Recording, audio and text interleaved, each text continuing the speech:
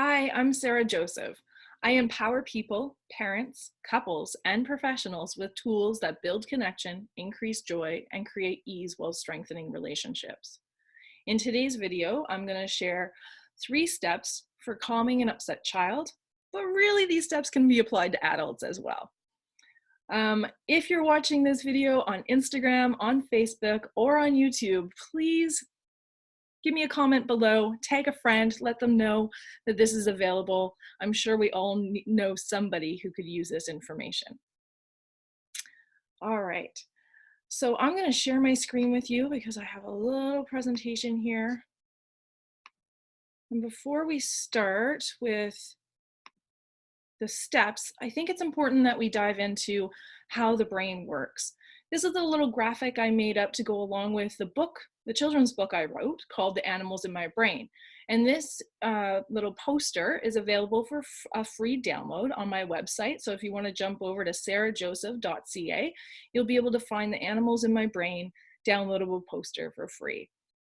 So let's talk about how the brain works, because when a child is upset, it's helpful that we understand what's going on in their little brains. So first, we have Anthony the ape, who is our fight, flight, or freeze response, okay? He is usually, just hanging out in the background, sleeping, quiet, unless he gets called into action by our amygdala. Now that I like to call Derek the guard dog. So Derek the guard dog is the part of our brain, the amygdala, that kind of takes in everything that's going on around us and decides if it's dangerous or if it's safe. Now, Derek doesn't really understand the difference between something that is truly dangerous and us having big emotions. So, for instance, a child who has been told no, or has had a sibling steal a toy, or is just feeling emotionally overwhelmed. Because Derek the guard dog is in the emotional seat of our brain, he is connected to those big emotions. And so he often feels them as danger. So when a child is feeling overwhelmed by emotion, they respond with their fight, flight, or freeze response. And guess what? So do we as adults. Okay, so when Derek the guard dog is barking, is upset, he wakes up Anthony the ape, and Anthony the ape takes over the brain. That's the fight, flight, or freeze response. And when Anthony the ape is in charge, we often do and say things that get us into trouble, adults and children alike. So when Anthony is in charge, he scares away our wise old owl. That's our prefrontal cortex. And our prefrontal cortex usually helps us with impulse control, reason, logic, problem solving, and planning. And he also scares off Elsa the elephant, who is our hippocampus, who helps us learn and remember. So as you can see, when a child is in the fight, flight, or freeze response, when Anthony is out, then they lose their ability to connect with the parts of their brains that helps them with reasoning, logic, language, problem solving, impulse control, remembering rules, or learning. So at this stage in a meltdown or a freak out or a tantrum, whatever you want to call it, just an overwhelming of emotions, there's no point as a parent, a teacher, or a caregiver, or just a loved one to try to teach them a lesson, to correct their behavior, or tell them what to do. The only things we can do at this point is help regulate them in order to get them back down to calm, okay? Back down to a place where Anthony the ape will go back to sleep and the guard dog is calm again, and then their wise old owl and their hippocampus, Elsa the elephant, can come back. So step number 1 when trying to deal with an upset child or adult, as I said, is to help them regulate, okay? We're going to go through the 3 steps. The 3 steps are help them regulate, help for us to relate, and then to reason with them. So regulate is really about us staying calm. So how can we stay calm in that moment so that we can reflect that calming to our child or the other person's mirror neurons. Mirror neurons are a part of the brain that help us recognize what's going on outside and reflect it back. So for instance, if you're in a room and somebody yawns, there's a good chance you're going to yawn too. That's your mirror neurons at work. If you're walking down the street and a stranger smiles at you, there's a good chance you're going to smile back. That's your mirror neurons at work. And so when we're able to stay calm and cool and collected in a moment when our child or an adult in our life is having a bit of a meltdown, we're able to reflect to that person's mirror neurons what calm looks like. And hopefully they'll reflect that back to us eventually. Unfortunately, it can work the other way. So if somebody's freaking out in front of you, then your mirror neurons might be like, you know what? I can do that too. Right? And get you upset. So it's important that you take care of yourself. And one of the best ways to do that is to give yourself some self-compassion, right? To tend to your own feelings in that moment so that you can continue to stay calm. Offering hugs or asking for a hug is a good way. We know that the oxytocin that is provided during a hug is very calming to the system. A positive timeout, so that's not sending a child to timeout, but if you have taken any of the positive discipline classes that I offer, then you'll know that a positive timeout is a space that you've created together with your child where they can go and feel safe and help themselves calm down. Calling a pause is another tool that you may have heard me speak about before if you've watched any of my other videos.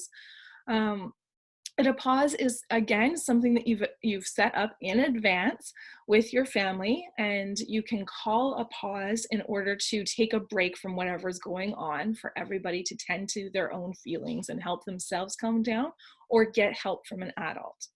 The other thing you can do is modeling deep belly breathing. So often children won't take instructions when they're in this state. They can't hear you. Remember, that part of the brain is offline. So it's really hard for you to tell them what to do. They can't hear you. So, but if you are modeling it, if you're taking deep breaths yourself while sitting in front of them calmly, often they will start copying you. Okay, so once we have a child regulated, once they're starting to calm down, then the next step would be to relate. So we can relate. One of the best tools I know for relating is empathy. Empathy is basically the ability to let the other person know that you understand what it's like to be them in this moment. All right, so we're really just trying to make the other person feel felt. We want them to know we really get what it feels like when you experience this. And Brene Brown says that empathy is really about connecting with the feeling behind the experience. And I think that's a really important point. Sometimes for us to be able to connect with the feeling behind the experience, we have to go to that place inside of us where we have experienced that feeling as well. So here is how we can use this empathy tool as a way to connect the brain. So what we're going to do is we're going to try to connect the two sides of the brain. The right side of the brain is the feeling side of the brain, and the left side of the brain, I'm using my wrong hands, right side of the brain is the feeling side of the brain. The left side of the brain is the thinking side of the brain. And when we are able to connect the two sides of the brains, then we're able to create some calming down our nervous system. Okay, it's connecting and using the whole brain creates that calming. All right, so in order to do this, we're going to use this formula. We can convey empathy by simply connecting with the experience, the feeling behind the experience. So filling in the blank in one of these short phrases with a feelings word. You seem angry. You look frustrated. You sound disappointed. You are mad. And then we can help the child tell their story and connect that left side of the brain by using this extended formula of you're feeling disappointed because you can't go to dance class today and you wish that you weren't feeling sick. So you can see that I've basically filled in the blanks, right? And sometimes I get feedback from parents that they're concerned about saying what the wish is because they're afraid that they're going to have to fix it. They're going to have to make the wish come true. The truth of the matter is when we tell people what we know to be their wish, what they wish would happen in this situation, we are just conveying a deeper level of understanding of what they want, of why they're upset. And that again just helps them tell their story, helps connect their brain to the whole brain, the experience, and helps them calm down. Okay. So I want to take you through a couple of exercises where you get to practice this because it is a skill that needs practicing. It doesn't come naturally to all of us. As parents, I have to say, we often jump into fix mode. We often tell children what to do, how to fix it. And I also know that teachers do this as well. And adults do this to their partners, right? So empathy is a skill that I often teach to everybody I work with, because it doesn't come naturally, because we don't want people to suffer. We want to fix the problem so they feel better. And I'm telling you from experience that fixing doesn't help them feel better, but empathy does. So let's work on this together. So if your child came to you and said, "Mommy said she would come, but she didn't," how would you respond with an empathy statement? So you could choose one of these sentences. You look, you sound, you seem, you are. And I want you to try this right now. Nobody's watching. I can't hear you. Nobody else can either. So just try saying out loud what you would say to this child. What would you say? And then try using the extended. You sound, because, and you wish. Okay, let's try it together. So Mommy said she would come, but she didn't. So I could say, you sound disappointed because your mommy didn't come. You wish she could have attended your play. Right? How did you do? Put a number 1 in the comments below if you were able to do that, no problem. And give me a number 2 if you struggled a bit. All right. Here's another one to practice. Jessica won't talk to me. Does this sound like something maybe one of your children would say if their siblings was ignoring them? Or, or maybe if you have a teen at home, maybe it's Jessica won't text me back. She's ignoring me, right? So how could you empathize with the emotion behind that experience? I'd love to see some of your examples in the comments below if you want to type them in. All right, so let's try this one together. Jessica won't talk to me. You sound frustrated because Jessica won't talk to you. You wish that she would just say what's on her mind. All right, let's try this last one. You're not the boss of me. Give me a number 3 in the comments below if you've ever heard this before. All right, are you even parenting if you haven't heard this before? Just joking. All right, so let's try this one on for size. What do you think is the feeling that you could connect to behind this? All right, so you can try this together. You sound angry because I've told you to get ready for bed. You wish that it wasn't time at all. Or you wish you could stay up all night. Right? So I'd love to hear in the comments below how this went for you. What do you think of this process? Is it something that you're going to practice, try?